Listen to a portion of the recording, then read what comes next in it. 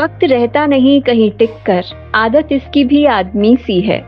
हाँ, समय को रोक तो नहीं सकते मगर पलों को यादगार बना सकते हैं और ऐसे ही पल हमारी शख्सियतें शेयर करती हैं हमसे इन बातें दिल की विद सुषमा।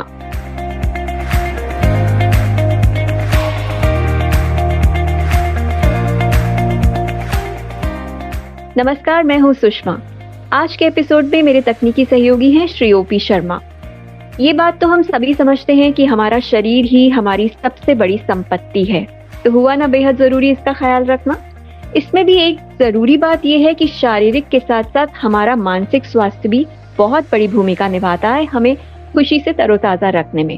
तो आज हमारे साथ हैं doctor Preeti Jain, a certified clinical psychologist, जो पिछले 10 वर्षों से अपने चिकित्सकीय कौशल से लोगों को मानसिक सुदृढ़ता के प्रति सचेत बनाकर समाज में एक आवश्यक चेतना जगाने में प्रयासरत हैं। नमस्कार डॉक्टर प्रीति जैन। नमस्कार सुषमा जी। तो बात करें अच्छे स्वास्थ्य की। अच्छे स्वास्थ्य के प्रति तो हम धीरे धीरे बहुत सजग हो रहे हैं, मतलब इतने लोग जिम जाना शुरू कर रहे हैं, यानी बहुत ज्यादा जो अवेयरनेस है वो इसको लेकर आई है।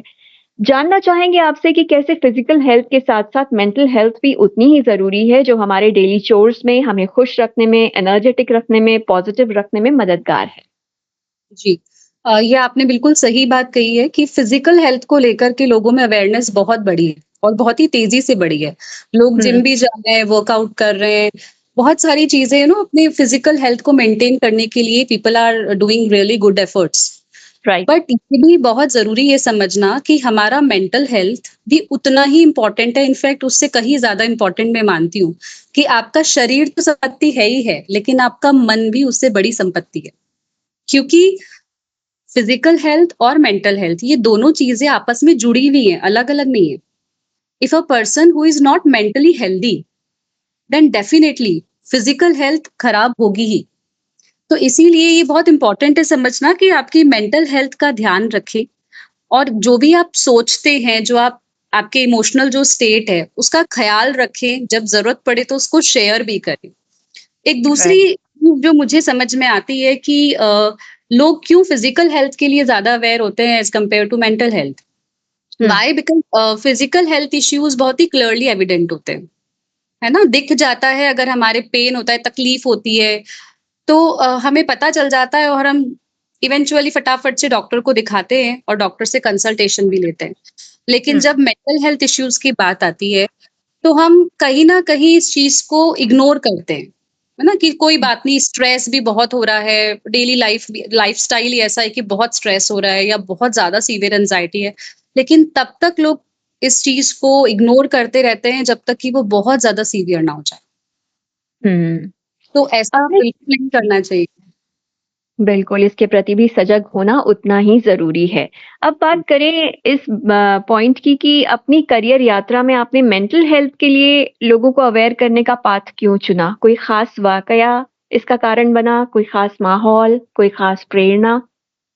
जी, देखिए, मैं अगर अपना एक्सपीरियंस रिकॉल करूं तो when I have started studying psychology, मेरा इनिशियल जो एक रिफ्लेक्शन था इस सब्जेक्ट को लेकर के, वो मेरे इंटरेस्ट के बेसिस पर था।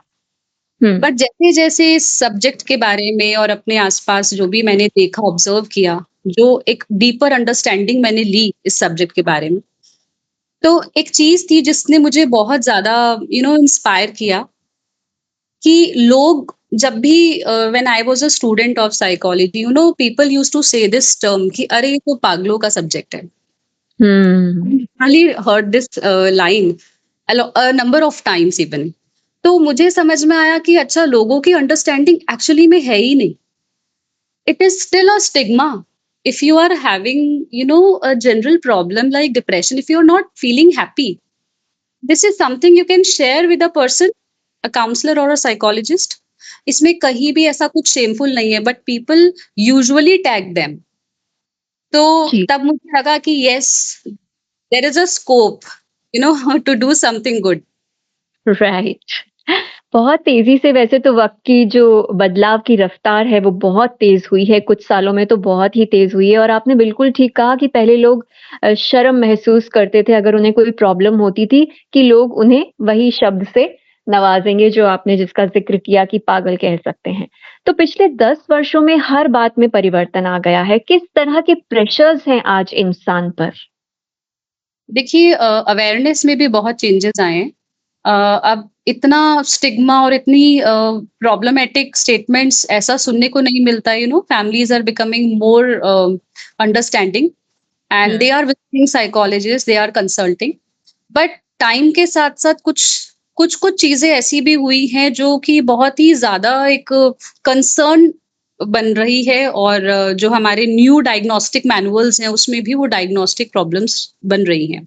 आप देखेंगे कि ये टाइम एक ऐसा टाइम है जहाँ पर हम मोबाइल्स और हमारे जो भी गैजेट्स हैं उसके बिना अगर अपन अपनी लाइफ को इमेजिन करें तो वो बहुत ही इनकम्प्लीट सी महसूस होगी।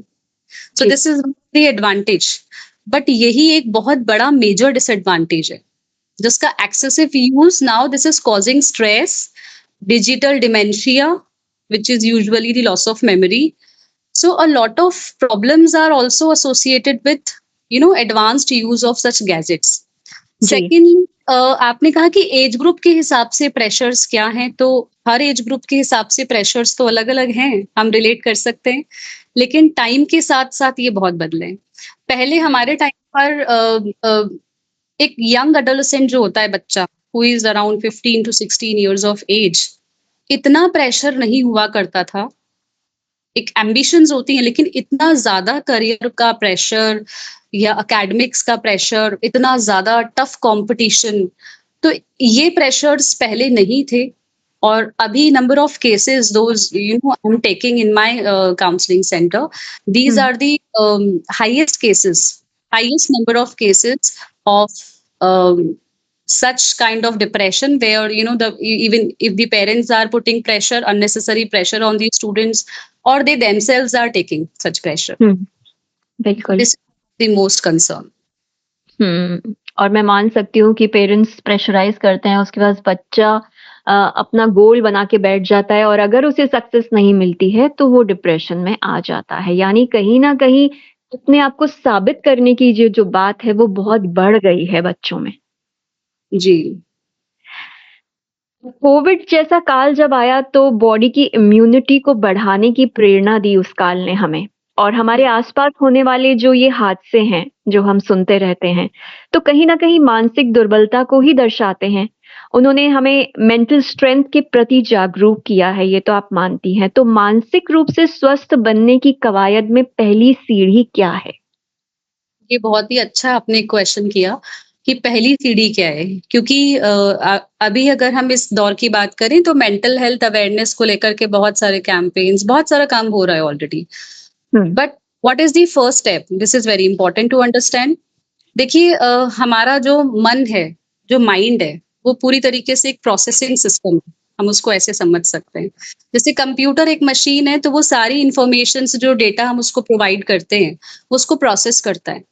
इन द सेम वे हम जो भी चीजें अपने एनवायरनमेंट में परसीव करते हैं वो सारी प्रोसेसिंग हमारे माइंड में होती है और वो प्रोसेसिंग ही ये डिटरमाइन करती है कि हम अच्छा महसूस करेंगे या खराब महसूस करेंगे, है ना?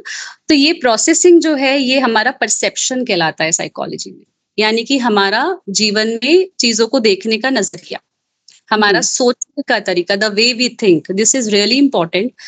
वो कहते हैं ना कि हम अगर चीजों को पॉजिटिवली देखेंगे, पॉजिटिव सोचेंगे, तो उसका जो आउटकम इमोशन होगा वो पॉजिटिव होगा।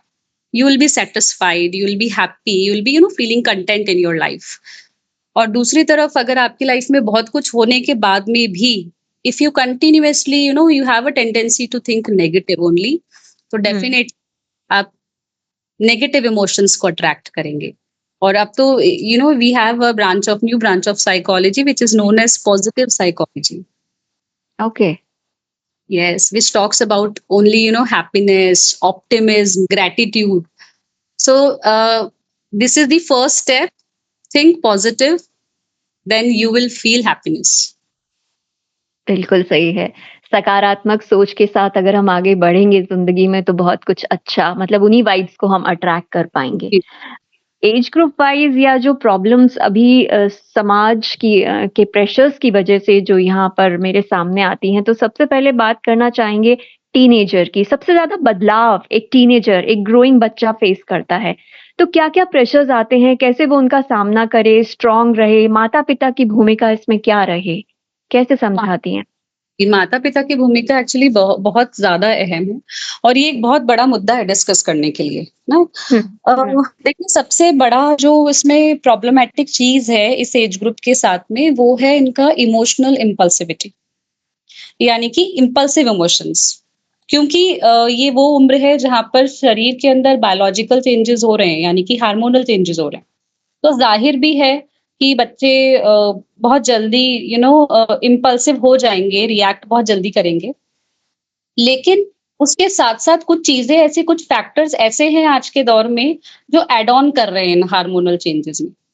हुँ, पहला फैक्टर जैसा मैंने अभी बात करी कि यूज़ ऑफ इंटरनेट, है ना? जो सोशल मीडिया पर जो टाइम दे रहे हैं बच्चे या जो ऑनलाइन गेम्स में दे रहे हैं। आप देखेंगे कुछ ऑनलाइन गेम्स हैं जिनका नेचर ही वायलेंट है। तो राइट। एग्रेशन की टेंडेंसी उन गेमिंग्स की वजह से टीनेजर्स में बहुत ज़्यादा बढ़ गई है। हुँ, प्लस बिहेवियरल डिग्रेडेशन भी कई चीज़ों में बहुत ज़्यादा हो रहा है। अब सेकंड अगर हम एस्पेक्ट की बात करें कि माता-पिता क्या करें, तो आप मानेंगे नहीं कि सबसे ज़्यादा इस उम्र के माता-पिता ही परेशान हैं कि हम हैंडल कैसे करें? राइट। कि क्या ऐसा करें कि बच्चा मान ले? साइकोलॉजिकल कॉन्सेप्ट्स जो स्टडी करते हैं ह्यूमन डेवलपमेंट को, वो बताते हैं कि अ, टीनेज एक ऐसी उम्र है, जब बच्चा पेरेंट के साथ एक आइडेंटिटी क्राइसिस होता है बच्चे को। हुँ, यानी पेरेंट चाइल्ड रिलेशनशिप प्रॉब्लम्स जो मेजरली आती है लाइफ में वो इसी उम्र के दौरान आती है। जब हर टीनेजर को ये लगता है कि मेरे पेरेंट्स मुझे समझते नहीं हैं, वो मेरा पॉइंट ऑफ व्यू नहीं समझते और पेरेंट्स को ये लगता है कि मेरा बच्चा मेरी बात नहीं मानता। तो ये एक जनरल ऑब्जर्वेशन है जो मोस्टली अगर इस उम्र के जो पेरेंट्स होंगे, इस उम्र के बच्चों के पेरेंट्स, वो रिलेट कर पाएँगे मेरी इस बात से। तो पेरेंट्स के लिए मेरा एक जो मैसेज है वो ये है कि आप पेरेंटिंग स्टाइल जो है वो आपको अपनी बदलनी पड़ेगी और आपको ये देखना पड़ेगा कि बच्चे की इमोशनल नीड्स क्या हैं। हम बिहेवियर शेपिंग की जब बात करते हैं, हम चाहते हैं हमारे बच्चे में ये परिवर्तन आ जाए, उसके व्यवहार में ये परिवर्तन आ जाए। वो गुस्सा करता है या कुछ गलत बोलता है, तो ये सब ना करे। तो उसके लिए आप सबसे पहले एक ऐसा बॉन्ड एस्टैब्लिश करें, एक पेरेंट चाइल्ड ऐसा ट्रस्टवर्दी बॉन्ड एस्टैब्लिश करें कि बच्चा अपनी सारी चीज़ें आपको बता पाए। मेजरली हो क्या रहा है कि बच्चे शेयर ही नहीं कर रहे हैं। There are a lot of barriers और हुँ, पेरेंट्स कहीं न कहीं एक अपना ऐसा एक पेरेंटिंग स्टाइल होता है जो स्ट्रिक्ट वाला पेरेंटिंग स्टाइल होता है ना, तो जी। अगर आप बच्चे के ऊपर इम्पोज़ करेंगे, तो डेफिनिटली वो रिवेंज में या एग्रेशन के अंदर रिज़ल्ट करेगा। तो be a friend of with your child and always open good communication channels. बिल्कुल, कम्युनिकेशन गैप नहीं आना चाहिए, लेकिन आज के पेरेंट्स ये भी सोचते हैं कि हमें हमारे पेरेंट्स ने बहुत स्ट्रिक्ट हुँ, रहकर ही आज जैसे हम हैं वैसा बनाया और शायद वही चीज़ हम बच्चों पर लाते हैं। लेकिन मुझे लगता है कि माहौल बदल रहा है, तो बहुत अच्छी बात आपने बोली कि ट्रस्टवर्दी बॉन्ड बनना इसलिए ज़रूरी है क्योंकि अब सिनेरियो एकदम चेंज हो चुका है। दूसरी प्रॉब्लम पर आते हैं, वो है रिलेशनशिप्स। क्या सोच बन गई है आजकल हमारी मेंटल हेल्थ को किस तरह इससे नुकसान पहुंच रहा है? ये भी अभी हमारा जो प्रीवियस क्वेश्चन था इसी से काफ़ी हद तक रिलेटेड है। सेकंड जो कंसर्न है रिलेशनशिप्स का वो भी आप देखेंगे कि जो यंग टीनेजर्स हैं और यंग एडल्ट्स हैं, जो बिल्कुल ना अराउंड 15 इयर्स से लेकर के आप मान के चलिए 21 इयर्स तक के जो एज ग्रुप है, ये हुँ, एक ऐसा एज ग्रुप है जो रिलेशनशिप इश्यूज़ को बहुत ज़्यादा फेस करता है। राइट। रिलेशनशिप इश्यूज़ का मतलब मैं ये नहीं कहना चाह रही हूँ कि इस एज ग्रुप के बाहर कोई प्रॉब्लम नहीं होती है, ऐसा नहीं है। मैरिज काउंसलिंग्स होती है, मैरिटल प्रॉब्लम्स भी होती हैं। लेकिन हम बात कर रहे हैं रिलेशनशिप प्रॉब्लम्स वो जो बहुत ही इमैच्योर इमोशनल प्रोसेसिंग की वजह से हो रही है। हुँ, तो ये जो रिलेशनशिप प्रॉब्लम्स हैं, इसका सबसे बड़ा कारण है लैक ऑफ इमोशनल मैनेजमेंट, जिसको हम इमोशनल इंटेलिजेंस या इमोशनल क्वेश्चन भी बोलते हैं। हुँ, और इसका सिंपल सा एक मीनिंग ये है कि अपने इमोशंस को कैसे मैनेज करना है कैसे एक्सप्रेस करना है और कैसे रेगुलेट करना है, यानी कि कैसे कंट्रोल करना है, ये आपको आना चाहिए। अब क्योंकि रिलेशनशिप एक ऐसा इमोशन होता है, जो कि बहुत ही स्ट्रॉन्ग और इंटेंस इमोशन माना जाता है लव। हुँ, तो यहाँ पर अगर आपने अपने इमोशंस को मैनेज नहीं करा, तो डेफ़िनेटली उसका इफ़ेक्ट तो मेंटल हेल्थ पर आएगा ही। हुँ, बिल्कुल। तो इमोशनल जो एक मैनेजमेंट है वो सीखना बहुत ज़रूरी है और उसमें पेरेंट्स बहुत अच्छी भूमिका निभा सकते हैं। एग्ज़ैक्टली। बात करते हैं एक तीसरी प्रॉब्लम जो बहुत ज़्यादा आजकल हमारे सामाजिक जो आस-पास जो भी एक ढाँचा बना हुआ है उसमें नज़र आ रही है, अकेलापन और अकेले रहने की प्रवृत्ति। ये 2 अलग-अलग परिस्थितियाँ हैं। तो कौन-सी स्थिति घातक है और उसका निवारण क्या है? देखिए अकेले रहने की प्रवृत्ति का मतलब है एक तरह का पर्सनैलिटी टेम्परामेंट। तो हम हुँ, सभी की एक यूनिक पर्सनैलिटी होती है। टेम्परामेंट मतलब हमारा बेसिक एक नेचर। अब कुछ लोग ऐसे होते हैं जो कम बोलते हैं, थोड़ा-सा जिनको हम कहते हैं कि रिज़र्व नेचर के हैं। तो they are known as introverts. तो ये उनकी प्रवृत्ति है। उनका एक टेंडेंसी है कि वो कम बोलते हैं। वो तो ठीक है, लेकिन अगर अकेलापन का मतलब if you are feeling loneliness, right. तो ये स्थिति जो है, ये ध्यान देने की ज़रूरत है यहाँ पर। क्योंकि इसका मेजर एक कारण जो है, वो ये है कि जब आप अकेले हैं, यानी कि आपके जो इमोशंस हैं, जो प्रॉब्लम्स हैं, वो आप कहीं न कहीं उसको अपने अंदर तक रख रहे हैं। आप किसी हुँ, से शेयर नहीं कर रहे। तो अंदर रखने का मतलब है you are continuously suppressing the negative emotions. अब जब सप्रेशन होगा, तो वो सप्रेशन कहाँ होगा? वो सप्रेशन हमारे ही माइंड की एक डीपर लेयर है, हमारा अनकॉन्शियस माइंड। तो वो सारा का सारा नेगेटिव इमोशंस सप्रेशन वहीं भरता जाता है। और हुँ, धीरे-धीरे जब कोई भी चीज़ एक कैपेसिटी से ज़्यादा भर जाती है, तो डेफ़िनेटली उसका एक फ्लडिंग होता है, उसका एक आउटबर्स्ट होता है। तो ये स्थिति एक ज़्यादा घातक स्थिति हो सकती है, जिसमें काफ़ी लंबे समय तक अपने इमोशंस को सप्रेस करके रखा जाए और फिर बाद में जाकर के वो एक प्रॉब्लम बने। डॉक्टर प्रीति जैन, क्या लोग अब बेहतर रूप से समझ पाते हैं कि उन्हें काउंसलिंग की आवश्यकता है और वो अपनी प्रॉब्लम्स को शेयर करने में झिझकते नहीं हैं? और ख़ास तौर पर मैं ये सोचती हूँ कि ऑनलाइन काउंसलिंग इस दिशा में काफ़ी बेहतर और विश्वसनीय साबित हो रही है। आपको क्या लगता है? देखिए चेंजेस तो बहुत ज़्यादा आए हैं। पिछले 10 सालों के अंदर 10 भी बहुत ज़्यादा हैं। पिछले 5-6 साल में भी मतलब रैपिड चेंजेस आ रहे हैं। और हुँ, रैपिड चेंजेस आ रहे हैं इस अंडरस्टैंडिंग को लेकर के कि लोग अप्रोच कर रहे हैं साइकोलॉजिस्ट को माइनर इश्यूज के लिए भी, यानी कि अर्ली इंटरवेंशंस हो रहे हैं अब चीज़ों के। अब ऐसा नहीं कि they are waiting for the disaster when it um, becomes psychological disorder, no. General जब प्रॉब्लम हो रही है, जैसे कि for example relationship counselling, so general issues, couple counselling, और maybe if a case of family therapy, तो जहाँ पर फैमिली डायनामिक्स में प्रॉब्लम है, वहां पर भी लोग बात कर रहे हैं। तो जनरल इश्यूज पर भी पीपल आर गेनिंग कंसल्टेशंस। तो this is a very positive sign towards the awareness. Secondly, if we talk about online counselling, तो ऑनलाइन काउंसलिंग कोविड का जो टाइम था, उसमें एक बूम बूम था, एक मतलब एक वरदान साबित हुआ था, जहाँ बिल्कुल। पर हमने बहुत सारे लोगों को ऑनलाइन काउंसलिंग के थ्रू हेल्प करा, जब लोग नहीं मिल सकते थे पर्सन टू पर्सन, जहाँ पर बात नहीं हो सकती थी। तो ये डेफ़िनेटली ऑनलाइन काउंसलिंग एक बहुत ही फिज़िबल मेथड है, जब आप दूर हैं और आप बात कर सकते हैं, काउंसलिंग कंसल्टेशंस ले सकते हैं। रिलायबल भी डेफ़िनेटली रिलायबल है, क्योंकि ऐसे बहुत सारे ऑनलाइन काउंसलिंग प्लेटफ़ॉर्म्स हैं, जहाँ पर ओनली सर्टिफाइड काउंसलर्स या साइकोलॉजिस्ट ही रजिस्टर्ड हैं। So hmm, this is reliable also. Right और ये भी होता है ना कि जब हम किसी से बात कर रहे हैं सिर्फ़, उसे देख नहीं रहे हैं, तो हम बहुत कुछ और भी कह पाते हैं। जी। राइट। कैसे पहचाने एक व्यक्ति की उसे ज़रूरत है किसी से परामर्श करने की? क्योंकि जो अवसाद के क्षण होते हैं, वो उसे ऐसा करने की हिम्मत नहीं दे पाते हैं। तो क्या उपाय होता है उस वक़्त उसके पास? देखिए इसमें 2 चीज़ें हैं। पहला है कि एक तो व्यक्ति जो खुद अवसाद में है, वो स्वयं इतना जागरूक हो, इतना अवेयर हो कि उसको ये समझ में आए कि नाउ दिस इज़ ओवर, अब मैं इसको अपने लेवल पर सॉल्व नहीं कर पा रहा हूँ या नहीं कर पा रही हूँ, और अब हुँ, मुझे कंसल्ट करना चाहिए। अब मुझे किसी से शेयर करना चाहिए। लेकिन हर केस में ऐसा हो ये ज़रूरी नहीं है।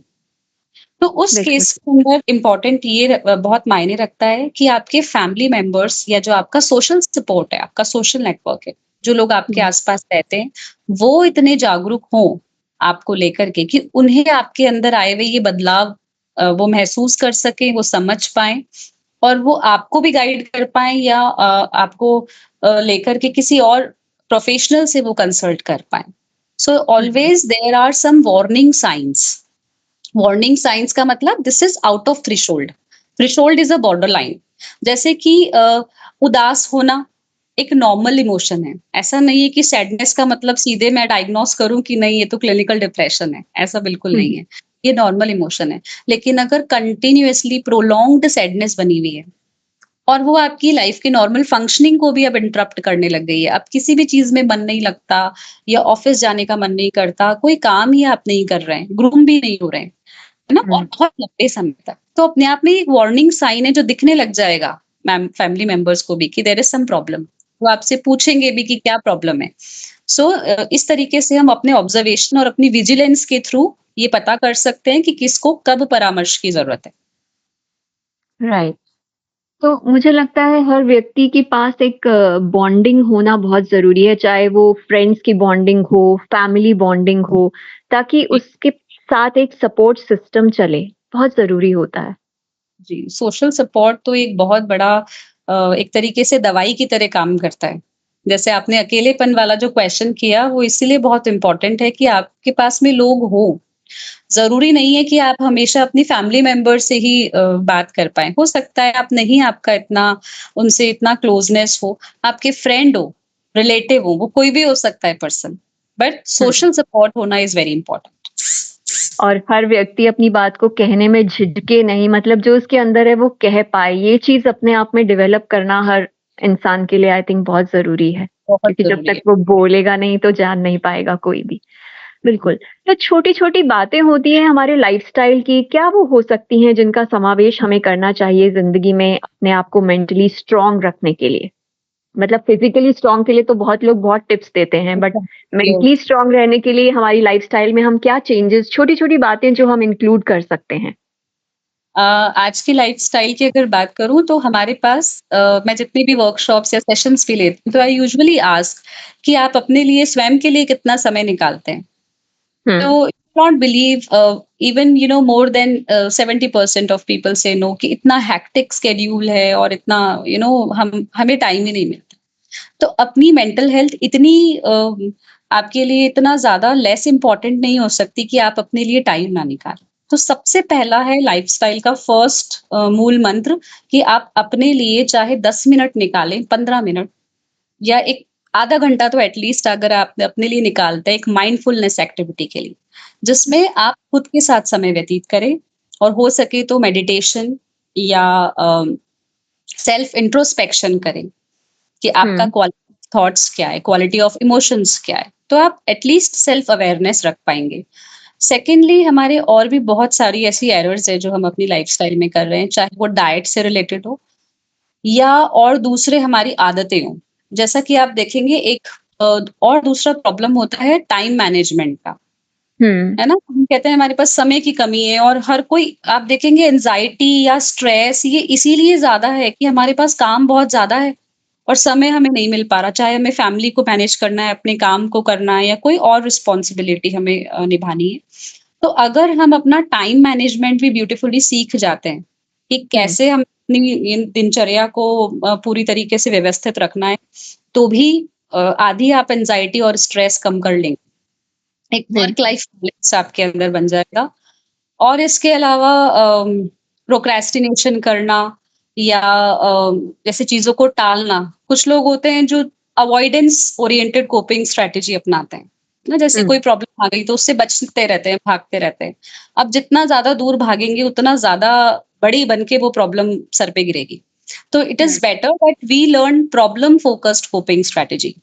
कि अगर कोई प्रॉब्लम आई है लाइफ में, कोई समस्या आई है, तो हम उसका सामना करें, उसे कन्फ्रंट करें और एज़ अ चैलेंज लें, तो it will be good. So these are some of the pointers I think hmm, what we can change. Right. सिर्फ आईक्यू ही नहीं बल्कि ईक्यू की भी आज के वक़्त में हम बात करते हैं बहुत अहमियत रखता है EQ, that is emotional quotient. तो कैसे ईक्यू को स्ट्रॉन्ग बनाएँ, अलग-अलग एज ग्रुप्स की बात करें? जी। ईक्यू बहुत ज़्यादा इम्पोर्टेंट है। लेकिन दुर्भाग्य ये है कि अभी भी काफ़ी लोगों को ये लगता है कि आईक्यू होना बहुत ज़्यादा ज़रूरी है। इनफैक्ट मैं स्कूल स्टूडेंट्स की बात करूँ या उनके पेरेंट्स, उनकी फैमिलीज़ की, दे यूज्ड टू से कि 95% अगर आ जाता है तो मतलब दे प्री डिटरमाइन दिस थिंग कि अगर मेरे बच्चे का परसेंटेज 90% से ज़्यादा है तो ये मतलब सक्सेसफुल हो पाएगा लाइफ। हुँ, ये क्राइटेरिया है ही नहीं सक्सेसफुल होने का। एक अच्छी लाइफ का मतलब सक्सेसफुल होना नहीं है, फर्स्ट पॉइंट तो ये है। दूसरा, अगर सक्सेस को आप एक क्राइटेरिया मानते भी हैं, तो कहीं भी उसका बेसिस आईक्यू नहीं है। क्योंकि हो हुँ, सकता है आपका आईक्यू ज़्यादा होने से आप एक बहुत बड़े प्रोफेशनल बन जाएँगे। लेकिन ईक्यू का मतलब है अपने इमोशंस को बैलेंस करना। तो अगर आप बहुत बड़े प्रोफेशनल बनते हैं, लेकिन स्टिल आप अपने इमोशंस को बैलेंस नहीं कर पाते, तो किस तरह का क्वालिटी ऑफ लाइफ होगा और क्या वो सक्सेस रेट जो है वो मेंटेन रह पाएगी आगे? डेफिनिटली जी, not. So it um. Clearly shows कि EQ is more important than IQ. Life को मैनेज करने में ईक्यू बहुत काम आता है। ये भी होना बहुत ज़रूरी होता है और इसे स्ट्रॉन्ग बनाना बहुत ज़रूरी होता है, किसी भी एज ग्रुप की जब हम बात कर रहे हैं। और बहुत से लोगों से आप जब काउंसलिंग में मिलती हैं, तो आज के माहौल पर जब हम नज़र डालते हैं, क्या मानती हैं कि ये जो इतने सुसाइड्स के प्रति एक इंसान जो है उसका दिमाग चला जाता है या कुछ भी गलत करने के पीछे वो दिमाग चला जाता है, क्यों ऐसा हो रहा है हमारे समाज में? देखिए, इसका कारण है रेज़िलियंस की कमी होना। रेज़िलियंस का मतलब टॉलरेंस या सहनशीलता। हमारा जो माइंड है, वो इतना ज़्यादा वल्नरेबल हमने बना लिया है, यानी कि इतना ज़्यादा उसको प्रोन कर लिया है कि थोड़े से स्ट्रेसर्स को भी हम झेल नहीं पा रहे हैं। इसीलिए मैंने कहा कि आप डेली माइंडफुलनेस करें, डेली आप अपने लिए समय निकालें। आप देखिए, अगर कोई ऐसी चीज़ होगी जो कि बहुत ही वीक है, तो वो आसानी से टूट सकती है क्योंकि वो कमज़ोर है। हुँ, लेकिन अगर स्ट्रॉन्ग होगी तो उसको तोड़ना बड़ा मुश्किल है। इसी तरीके से अगर हमारा माइंड, हमारा मेंटल स्टेट हमने इतना उसको वीक कर लिया है, वीक इसलिए करा है कि हम उसको डोज़ेज़ नहीं दे रहे हैं स्ट्रॉन्ग करने के लिए, हम उसको अच्छी चीज़ें नहीं दे रहे हैं, अच्छे थॉट्स, पॉज़िटिव थॉट्स नहीं दे रहे हैं, बल्कि बहुत सारा negative stress, anxiety, tension, worry ये सब दे रहे हैं। तो वो धीरे-धीरे वीक होता जाएगा और वीक होने का मतलब है कि अब बहुत जल्दी कोई भी चीज़ उसको तोड़ सकती है।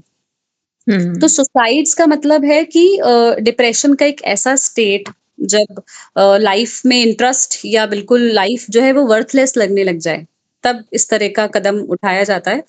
और ये तब भी होता है जब हम समय रहते कंसल्ट नहीं करते या शायद हमारे आसपास के लोग या वो व्यक्ति खुद ये समय रहते नहीं समझ पाता कि किसी की हेल्प की ज़रूरत भी है। हुँ, है ना? और इनफैक्ट जो कुछ केसेस देखने को मिल रहे हैं अब उसमें इतना इम्पल्सिव सुसाइडल अटेम्प्ट है कि मतलब प्रोसेसिंग भी नहीं है उसमें कि कहाँ से वार्निंग साइन आप देखोगे। तो इट क्लियरली हुँ। शोज़ कि people are becoming very weak and very vulnerable because of their maybe daily hassles और their life pressures, whatever it is, but we need to be very concerned about all the pressures we are having in our life. Exactly. और वो कहते भी हैं ना कि अगर हमें कुछ चीज़ प्यारी लगती है तो उसके लिए हम वक़्त निकाल ही लेते हैं। तो आपने बहुत अच्छी बात की कि अपने आप को 10 से 15 मिनट ज़रूर दें हर रोज़ और वो कुछ करें जो आपको खुशी देता है, अंदरूनी खुशी देता है। क्या आपका फाइनल मैसेज होगा सभी के लिए एक अच्छी मेंटल हेल्थ बहुत ज़रूरी है इसको समझाने के लिए? जी। मेरा फाइनल मैसेज सिर्फ इतना सा है कि जो हमारा मन है, ये बहुत ही खूबसूरत सा एक बगीचा है। जैसे हम अपने खूबसूरत से बगीचे में बड़े सुंदर-सुंदर से फूल लगाते हैं, देख करके ना पसंद करके लगाते हैं। ऐसे ही अपने इस प्यारे से बगीचे में, इस अच्छे से मन में कोई भी थॉट हम कैसे आने दें? तो बहुत जागरूक रहिए, जो भी आप सोचते हैं, the quality of your thoughts, ये बहुत ही अच्छे से रखिए। पॉजिटिव थॉट्स होंगे तो डेफिनेटली पॉजिटिव इमोशन आप फील करेंगे ही करेंगे। और एक सोशल बॉन्डिंग बनाकर रखिए, अपने आसपास अच्छा ग्रुप हो आपका, चाहे वो दोस्तों का हो, चाहे किसी फैमिली मेंबर का हो, ये भी बहुत ज़रूरी है। बहुत ज़रूरी है, but be aware about the people you are choosing in your life. कई बार जो मैंने एडोलेसेंस के केसेस में, टीनेजर्स के केसेस में देखा, वो ये भी प्रॉब्लम है कि किस तरह के लोगों से वो गाइडेंस ले रहे हैं, कौन लोग उनको गाइड कर रहे हैं, ये बड़ा इम्पोर्टेंट है। कहते हैं ना, सही दोस्त का चयन करना भी उतना ही ज़रूरी है। राइट। चलिए डॉक्टर प्रीति जैन, बहुत खूबसूरत बातें आपने शेयर करी हम सभी से, और जहाँ तक फिजिकल हेल्थ की बात है वो तो हम सोचते ही हैं, लेकिन आपकी बातें सुनकर ये ज़रूरत सबके सामने बिल्कुल जग ज़ाहिर हुई है कि मेंटल हेल्थ भी हमारी उतनी ही इम्पोर्टेंट है और इस पर ध्यान देना बहुत ज़रूरी है अगर हमें एक खुशनुमा ज़िंदगी बितानी है। आपका हम दिल से शुक्रिया अदा करते हैं doctor Preeti Jain. You, my pleasure. Thank you so much.